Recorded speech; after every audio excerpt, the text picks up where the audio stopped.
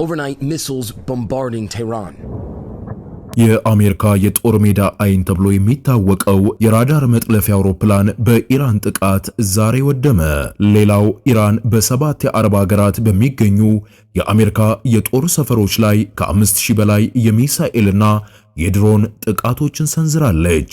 ሌላው ልዩ ሰበር ዜናው የአሜሪካ ጦር መካከለኛው ምስራቅ 50,000 ደርሷል። የኒውዮርክ ታይምስ ባወጣው አዲስ መረጃ መሰረት አሜሪካ በመካከለኛው ምስራቅ ያሰማራችው የጦር ኃይል ቁጥር 50,000 ደርሷል።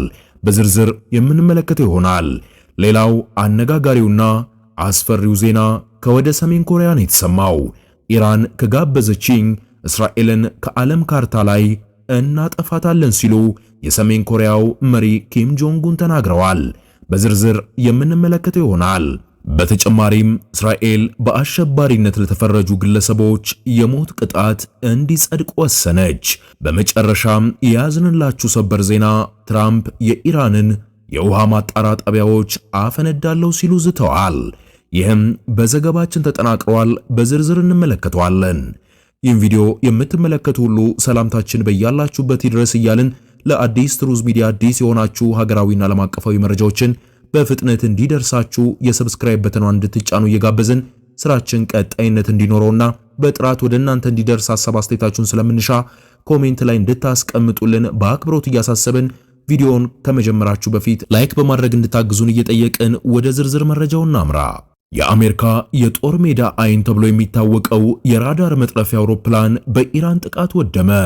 ባለፈው አርብ መጋቢት 18 ቀን 2018 ዓመተ ምህረት በሳውዲ አረቢያ የሚገኘው ስትራቴጂካዊው የልዑል ሱልጣን አየር ኃይል ጦር ሰፈር በኢራን ከፍተኛ የሚሳኤልና የድሮን ጥቃት ተፈጽሞበታል። በዚህ አስደንጋጭ ጥቃት የአሜሪካ አየር ኃይል ኩራት የሆነውን ለጦር አዛዦች የውጊያውን የራዳር ምስል በቅጽበት የሚያስተላልፈው የራዳር መጥለፊያና የቅድመ ማስጠንቀቂያ አውሮፕላን E3 ሴንተሪ AWACS ሙሉ በሙሉ መውደሙም ታውቋል። ይህ የራዳር መጥለፊያ አውሮፕላኑ በጦርነት ወቅት የጠላት ሚሳኤሎችን፣ ድሮኖችንና ተዋጊ አውሮፕላኖችን ገና ከሩቅ በመጥለፍ በመለየት ለሌሎች የጦር ክፍሎች መረጃ የሚሰጥ የበረራ ላይ መቆጣጠሪያ ማዕከልም ነው። አውሮፕላኑን በመምታት አሜሪካ በመካከለኛው ምስራቅ ያለውን የጠላት እንቅስቃሴ የመከታተል አቅሟ ላይ ከፍተኛ ክፍተት የፈጠረ ሲሆን ለጦር አዛዦችም የሚደርሰው የቅጽበታዊ መረጃ እንዲቋረጥ አድርጎታል። ጥቃቱ የተፈጸመው ኢራን በወሰደችው ድንገተኛ እርምጃ ሲሆን ከራዳር አውሮፕላኑ በተጨማሪ ሌሎች የነዳጅ ጫኝ አውሮፕላን ጉዳትም ደርሶባቸዋል። እንዲሁም 15 የሚሆኑ የአሜሪካ ወታደሮች መቁሰላቸውን የወጡ መረጃዎች ያመላክታሉ። የሳተላይት ምስሎች በጦር ሰፈሩ ላይ የደረሰውን ከባድ ውድመትና የሚነሳውን የቃጠሎ ጭስ በግልጽ እያሳዩም ይገኛሉ። ይህንን ወሳኝ የራዳር አውሮፕላን መጥፋት ተከትሎ በዋሽንግተን የሚገኙ ፔንታጎንንና የትራምፕ አስተዳደር በኢራን ላይ የምድር ጦር ጥቃት ግራውንድ ኦፕሬሽን ስለመክፈት እያሰላሰሉ መሆኑም በዚሁ ዙሪያ ተሰምቷል። ጥቃቱ በቀጠናው ያለውን ውጥረት ወደማይመለስበት መጠነ ሰፊ ጦርነት ሊያመራው እንደሚችልም ወታደራዊ ተንታኞች ስጋታቸውን እየገለጹ ይገኛሉ። ከዚሁ ጋር ተያይዞ ኢራን በ7 የአረብ ሀገራት በሚገኙ የአሜሪካ የጦር ሰፈሮች ላይ ከ5000 በላይ የሚሳኤልና የድሮን ጥቃት ሰንዝራለች። ከየካቲት 21 ፌብሩዋሪ 28 ጀምሮ ባሉት ተከታታይ ቀናት ውስጥ የኢራን ጦር በ7 የአረብ ሀገራት በሚገኙ የአሜሪካ የጦር ሰፈሮችና ስልታዊ ጠቀሜታ ባላቸው ስፍራዎች ላይ እጅግ መጠነ ሰፊ ጥቃት ማድረሷንም አሰምታለች። ዛሬ የወጣውን ይፋዊ መረጃ ጠቅሶ አናዶሉ ኤጀንሲ እንደዘገበው ኢራን በአጠቃላይ 5471 የሚሳኤልና የሰው አልባ አውሮፕላን ድሮኖች ጥቃቶችንም ሰንዝራለች። ጥቃቱ የተፈጸመው በአካባቢው የሚገኙ የአሜሪካ የጦር ሰፈሮችና ቁልፍ ተቋማት ኢላማ በማድረግ መሆኑም ተገልጿል። የድርጊት በመካከለኛው ምስራቅ ያለውን የጸጥታ ሁኔታ እጅግ አሳሳቢ ደረጃ ላይ ያደረሰውም ሲሆን በቀጣይ የአሜሪካና የአጋሮቿ ምላሽ ምን ሊሆን እንደሚችል ዓለም በከፍተኛ ስጋትና ጉጉት እየጠበቀው ይገኛል። እስካሁን በጥቃቱ የደረሰው የሰውና የንብረት ጉዳት ዝርዝር በግልጽ ባይታወቅም የጥቃቱ ብዛትና ስፋት ግን በአካባቢው ያለውን የቀውስ ስጋት ወደ አዲስና አስፈሪ ምዕራፍም አሸጋግሮታል። ለዚሁ አጸፋዊ ምላሽ የሚሆን የአሜሪካ ጦር በመካከለኛው ምስራቅ 5000 እንደደረሰም እየተሰማ ይገኛል። የኒውዮርክ ታይምስ ባወጣው አዲስ መረጃ መሰረት አሜሪካ በመካከለኛው ምስራቅ ያሰማራቸው የጦር ኃይል ቁጥር 50,000 ደርሷል። ይህም ከመደበኛው መጠን በ10,000 የጨመረ ሲሆን በቅርቡ 2500 የባህር ኃይልና 2500 መርከበኞች ወደ ቀጠናው መግባታቸውም ተረጋግጧል። ይህ የጦር መገንባት ለፕሬዝዳንት ትራምፕ ከኢራን ጋር ለሚደረጉት ድርድር ከፍተኛ አቅም ሊቨሬጅም የሚሰጥ ነው። እንደ ጋዜጣው ዘገባ ከሆነ 50,000 ወታደር 93 ሚሊዮን ሕዝብ ያላትንና ሰፊ መሬት ያላትን ኢራንን ለመውረር ወይም ለመቆጣጠር በቂ አይደለም። አሜሪካ ኢራንን የመያዝ ወይም ሀገር የመገንባት ናሽናል ቢልዲንግ ፍላጎት እንደሌላትም ተገልጿል። ስትራቴጂው የሚያተኩረው በታለመ የአየር ጥቃት በባህር ኃይል የበላይነትና የሆርሙዝ ወሽመጥን ክፍት በማድረግ ላይ እንጂ ወታደሮችን መሬት ላይ በማሰማራት የማያልቅ ጦርነት ውስጥ መግባት ላይ እንዳልሆነም ተዘግበዋል። ደጋፊዎቻቸውም እንደሚሉት ይህ የጦርነት ዝርጋታ ጠላትን ለማስፈራራት እንዲሁም አጋሮችን ለመጠበቅ እንጂ እንደ ኢራቅ ጦርነት አይነት ስህተት ለመድገም የታለም አይደለምም ተብሏል። ትራምፕ አሜሪካ ትቅደም አሜሪካ ፈርስት በሚለው መርሃቸው መሰረት የሀገሪቱን ሀብትና የሰው ኃይል ሳይበታትኑ ኢራንን ለማንበርከክ እየሞከሩም ይገኛል። 50,000 ወታደር መኖሩን ኢራን በድንገት የምትሰነዝረው ጥቃት ለመከላከልና ለከባድ የአየር ድብደባዎች ድጋፍ ለመስጠት የታለመ እንጂ ቴህራን ጎዳናዎች ላይ ወታደር ለማፍሰስ አይደለም። ድክመት ጥቃትን ይጋብዛል፣ ጥንካሬ ግን ስምምነትን ያስገድዳል የሚለውም የትራምፕ ፍልስፍና አሁን በተግባር እየታየ ይመስላል። 50,000 ወታደር ለኢራን በቂ ማስጠንቀቂያ ነውን? ትራምፕ የምድር ጦርነቱን ሳይጀምሩ ኢራን ወደ ድርድር ጠረጴዛ የሚያመጧትስ ይመስሏቸዋል? ሐሳብ አስተያየቶቻችሁን ኮሜንት ላይ አጋሩን። ሌላው አነጋጋሪውና ሰበር መረጃው ኢራን ከጋበዘችኝ እስራኤልን ከዓለም ካርታ ላይ እናጠፋታለን የሚለው መረጃ ነው። በመካከለኛው ምስራቅ ያለው ውጥረት አዲስ መልክ እየያዘ ባለበት በዚህ ሰዓት ሰሜን ኮሪያ በጦርነቱ ውስጥ በቀጥታ ለመሳተፍ ያላትን ፍላጎት በድጋሚም ለኢራን ገልጻለች።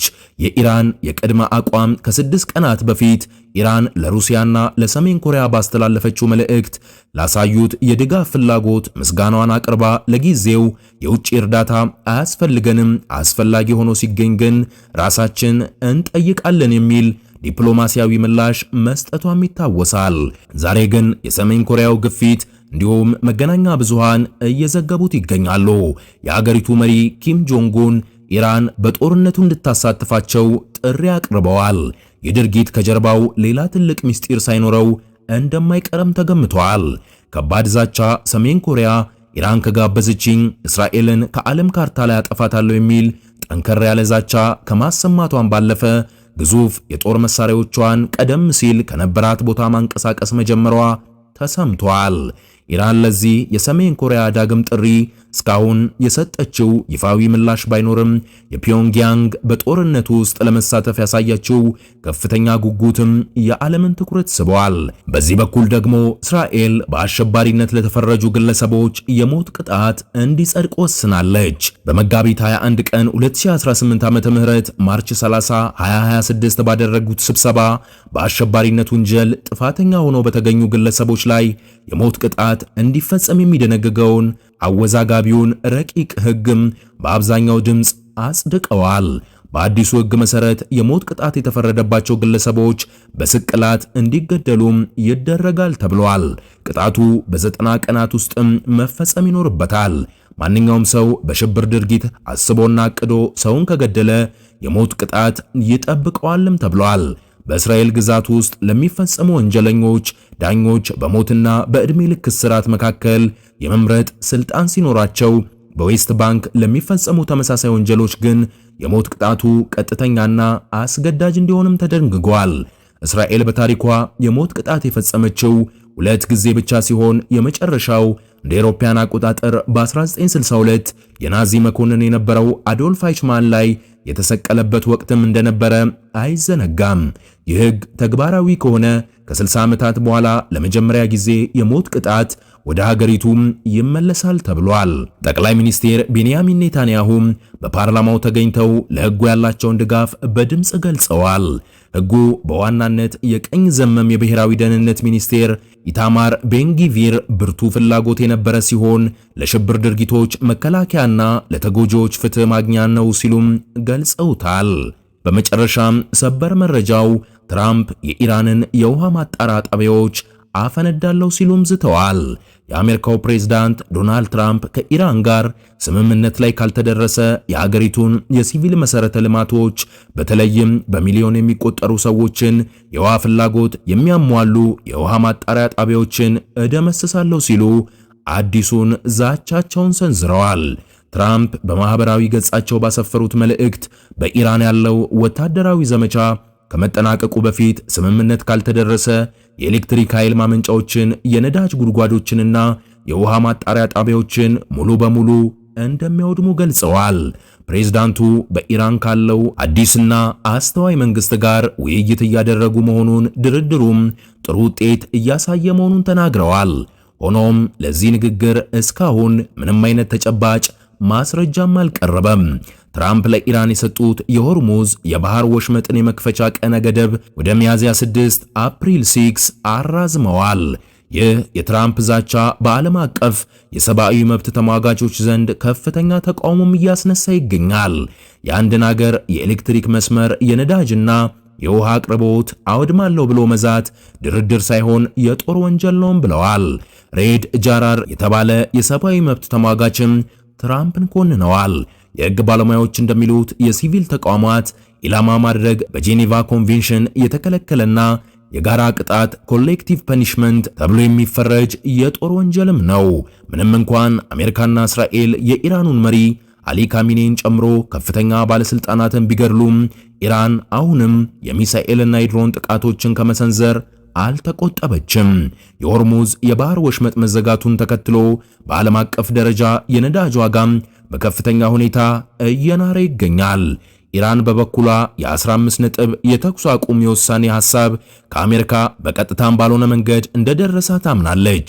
ይሁን እንጂ የሀገሪቱ የጦር ኃይል IRGC አሁንም በጽናት እየተዋጋ መሆኑን በትራምፕ ዛቻ እንደማይንበረከኩም እየገለጹ ይገኛል። ይህ ጦርነት በሀገራችን ምን ያስከስታል? እንዲሁም በምስራቅ አፍሪካና ብሎም በአፍሪካ ላይ ምን አይነት ኢኮኖሚያዊ ተጽዕኖ ሊያሳድር ይችላል? ቀጣዩስ የጦርነት አዝማሚያ ምን ይመስላል የሚለውን መረጃዎች ደግሞ አጠናቅረን በሌላ ቪዲዮ የምንመለስ ይሆናል። የአዲስ ትሩዝ ሚዲያ ቤተሰቦች ለሰዓቱ የነበረን መረጃ ይህንን ይመስላል። በሌላ ትኩስ መረጃ እንድንገናኝ የቻናላችን ቤተሰብ እየሆናችሁ ትቆዩን ዘንድ እየጋበዝን ሐሳብ አስተያየታችሁንም ኮሜንት ላይ አስቀምጡልን እንላለን።